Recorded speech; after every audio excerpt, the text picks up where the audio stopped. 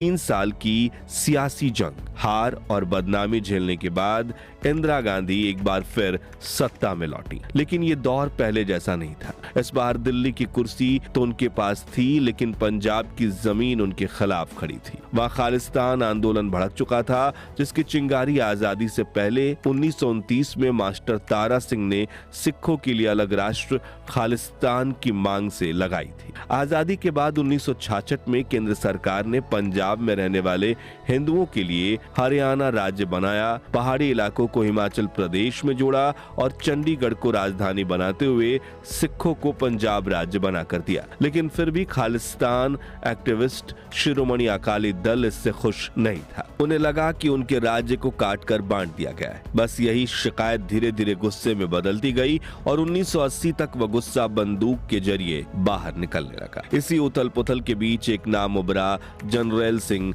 भिंडारवाले। लंबी दाढ़ी, नीली पगड़ी और शब्दों में जहर। पंजाब के युवाओं के बीच वो धर्म के रक्षक बन गए, लेकिन धीरे धीरे वही रक्षक हथियारों का सौदागर बन बैठा। भिंडारवाले लगातार अमृतसर के स्वर्ण मंदिर में अपनी पनाह ले रहे थे, जहां गोलियों और ग्रेनेड को छिपाया जा रहा था। दिल्ली तक जब ये खबर पहुंची तो इंदिरा गांधी ने हालात काबू करने के लिए सेना बुलाने का फैसला लिया और लॉन्च हुआ ऑपरेशन।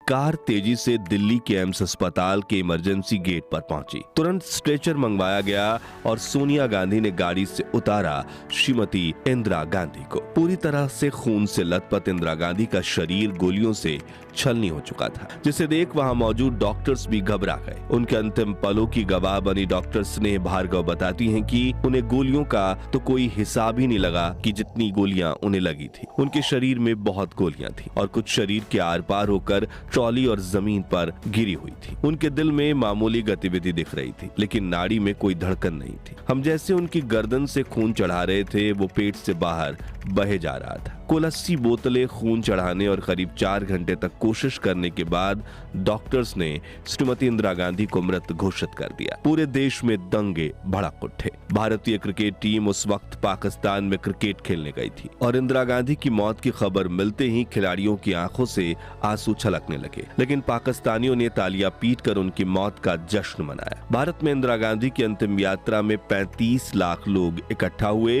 और उनकी मौत से पूरी दुनिया की राजनीति हिल गई थी। लेकिन ये वो आयरन लेडी जिन्हें अमेरिका की नाक के नीचे परमाणु परीक्षण कर भारत को न्यूक्लियर सुपर पावर बनाने का सारा श्रेय जाता है। 1971 की जंग में पाकिस्तान को चींटी की तरह मसलकर बांग्लादेश को आजादी दिलवाई थी और